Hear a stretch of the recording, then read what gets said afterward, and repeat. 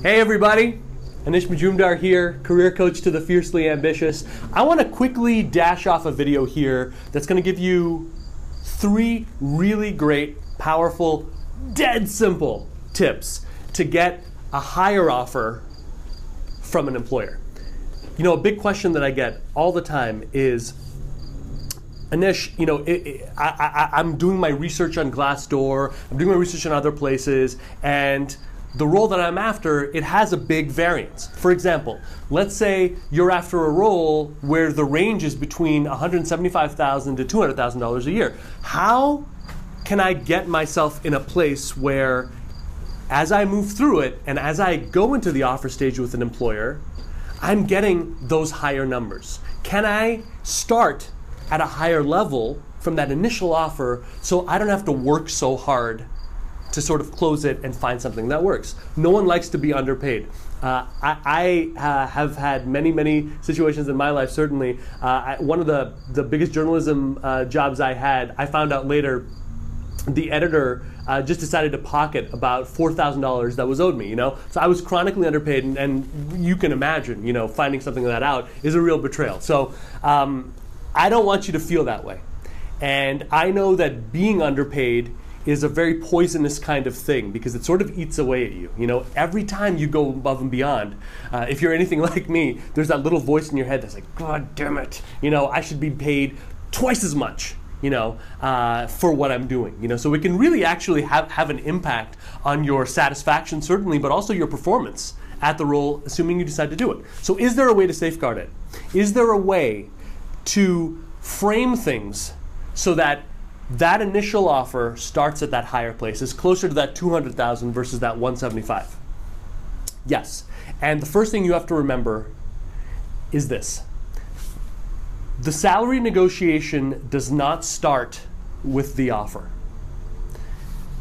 The employer, when a hiring manager, when they sit you down and they say, here's an offer for you, or when they email it over or use phone or whatever it is, that is not when the salary negotiation starts. And if you think that's where the salary negotiation starts, you've actually given up most of your opportunities to create leverage there. The salary negotiation starts from the very first contact that they have with you. From the moment they are exposed to who you are, that's the moment that this negotiation starts. Because that's the moment that they start piecing together your value. And so the resume, the LinkedIn profile, the interview strategy, every single thing that you do, you need to frame it from a point of view of, not only do I want to do well at this particular moment in time, but I need to give myself leverage. I need to establish the fact that I am a highly credible candidate, I'm a great fit for this role, and I know what you guys are after, and I can give you that and only that. So here are some 3 very practical ways to do that. The resume. One of the biggest killers of high offers are general resumes. So let me just tell you right now, I understand the inclination when you're in the midst of a job search to want to create something general that you can use for any type of role that's out there. But it has been shown time and time again, both with my clients and with others, that the more general the resume is, the less credible you seem. Because the immediate thing an employer has when they look at something general like that is this person just blasting this thing out to 50 or 100 different places? And 2, does this person really know what we need? You know, a resume that is general doesn't do any of those things. It's a very blunt instrument. And blunt instruments are low offers. So one quick thing that you can do, please, all right, if you have an opening section in your resume, number 1, if you don't have an opening section, if you're just jumping into your experience, don't do that. You should have an opening section that frames who you are and makes it clear without someone having to hunt into it. Instead of having what many people have, which is a generalized summary or objective section, which is all about you, this is who I am and this is what I want you to just take that and just go copy and throw it into the trash, all right? Because you've got to remember, an employer doesn't care about what you want at this early stage. That's not important to them. And don't start the conversation about that, because it's not going to do you any favors. Rather, what you want to focus on is this. What are the major pain points that the companies you're interested in working for and the roles you're generally interested in? Yes, you can't go after everything. I would recommend winnowing it down to about 15 or 20 target roles tops. But within those two spheres, right? These target companies and these target roles, what are the biggest pain points that these companies need help with? You know, if you're an expert with building out a company's web presence, you know, and you specialize in taking a small company and really quickly establishing that, building connections, getting a steady flow of people into it, that's a major pain point that you should highlight, because that's something that you can do tomorrow. It's not a skill or an ability that someone is going to have to train you on. Those are all great. Okay, and I'm going to assume that you can do that. You wouldn't be watching a video like this if you weren't capable in that way. So that's great, but that's not what you should highlight at the start of your resume. At the start of your resume, what you should be highlighting are at least 3 powerful marquee skills that you have that you can use today to move the ball forward, to move that needle. That is going to do a huge favor for you, because it's, number one, giving an employer a rationale. It's allowing them to say, hey, this is why you should pay attention to me. This is why I'm important. This is why I can solve what ails you. And that is a great way to initially establish that credibility.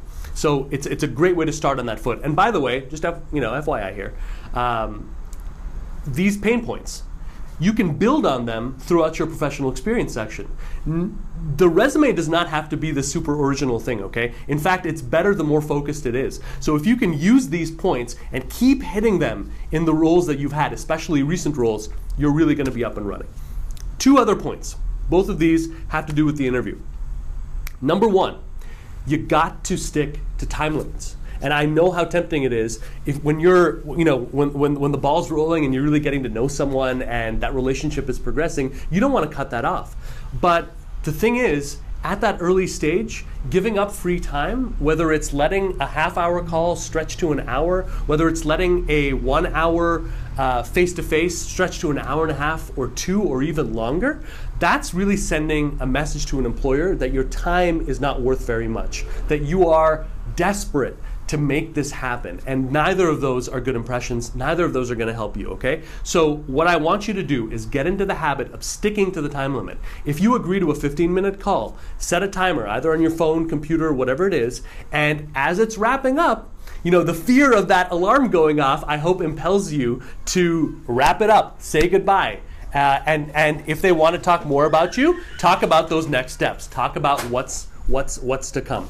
Same thing for an hour-long one, same thing for whatever it is. You've got to stick to the time limits. And one other little point I'm going to say here. There's an epidemic of companies that take forever to hire someone. It's not enough for them to do a call and an interview or 2. They're going to keep people on the hamster wheel for 5, 6, sometimes longer, more interviews. Why? Because they need to be sure. Please make a promise to yourself that you're not going to put up with that, frankly, BS. Oftentimes, I'll tell you this, extremely long hiring periods like that, that's not a sign that they're being thorough. It's a sign that there's no one steering the ship there. They don't really know what they need to hire, or there's all sorts of tumult going on behind the scenes that's keeping them from pulling the trigger on this hire. So know that. It's a warning sign. So if you're sticking to time limits consistently, and you're doing that, you're doing it for yourself, you're advocating for yourself by holding your time valuable. The other thing I'll say is, if you've had a face-to-face and they contact you for a follow-up, do not agree to any follow-up interviews without getting some information from them about what they would like to talk about in this follow-up that they didn't have a chance to talk about initially. That's going to be a really, really, really big clue for you to see, are they serious? And they should be, right? If they're calling you in, you should be further along to getting the role. They should be cutting people out. So they should be able to give you that answer. And if they can't, look at that as a very, very big warning sign. Either they don't respect you enough to be frank with you and give you details, or they don't know what they want, in which case this hiring process is going to go on forever. Think about bowing out. One last thing. Talking about this, asking for feedback. before agreeing to a follow-up interview. Same idea. I want you to look at every answer you give in the interview as a chance to flip. In other words, what are you getting here in this face-to-face that you can't via email? Well, you're talking directly with people who can give you the real deal of what's going on at this company. They can give you specifics. So what you should be doing is using every question they ask you, answer it, and then use that as an opportunity to ask about what's really going on there. For example, okay, let's say I'm a cybersecurity expert, and they ask me about some cybersecurity initiative I did at my last job. Great. All right. I'm gonna share a story about that, beginning, middle, and end. You know, here's the big challenge that I faced. Here's the actions that I took. Obviously, here's the bottom line results. But I'm not going to end it there, as many people do. I'm not going to end it with that weird silence that's waiting for them. All right. You have this opportunity now. You're sharing valuable information. You've given something. Let's get something back. So as you're wrapping up that, you can say something like, okay, and that's how I handled it, but tell me this, because based on my research, I'm noticing that you guys are dealing with some cybersecurity issues on this front. Am I on base there? What's going on there, and what are the major tasks and challenges on that front that the person who gets this job is going to have to deal with on start? So I'm pushing, right? I'm looking for that background information, and that is really, really good. Again, it says something to an employer that you have done your homework, right? You've come in prepared. You've come in thinking about how you can specifically contribute, but you're also not just a peon there, right? You're not just here to just give and not get anything in return. You're also evaluating. You're figuring out, is this job a right fit for me? Is this job something that I want to do? And you're asking those types of questions, and you're flipping over your answers, right? To make that happen. Again, sends a very clear sign. Don't waste my time. I know what I'm about, and I'm looking for you to give me and meet me halfway as much as I'm giving you. All three very powerful places to start equalizing things and getting you into a zone where you have more leverage going into it. And that's the game. That is the game. If you get to the offer stage and you've got leverage, you're going to start with very, very high offers. And even if you don't, you are going to be able to more effectively negotiate in the counteroffer stages. This can only help you. One thing, if you feel that this is relevant to you, if you feel like this is really going to help you, then I strongly recommend signing up for my completely free Better Tools, Better Job Career Challenge. It's a 3-day video series. You sign up, give the email, all that stuff, and I'm going to give you each day a brand new training session that is going to give you the heads up on the resume. If you've been worried about your keywords, I'm going to show you how to do that. LinkedIn, if you've been worried about the brand and how do you actually do that effectively, I'm going to show you how to do that. And finally, in the interview, I want to share a powerful, dead simple strategy that you can use. Essentially fill in and go in there with something that is truly going to help you stay on message and carry out this and much more. So I'm going to drop a link to it after this video. It's going to be right there. Hit that link. Sign up for it. I put it together for ambitious people like you to actually get results right now, because I'm an impatient guy. So I hope that helps. I hope that you will use these tips, and let me know what's been working for you as well. Drop me a comment. I'd love to engage with you guys and talk a little bit more and just help you sort of get on over there. Thank you guys so much. I will talk to you soon. If you like that video, I encourage you to hit subscribe to get other expert tips and strategies that will take your career further.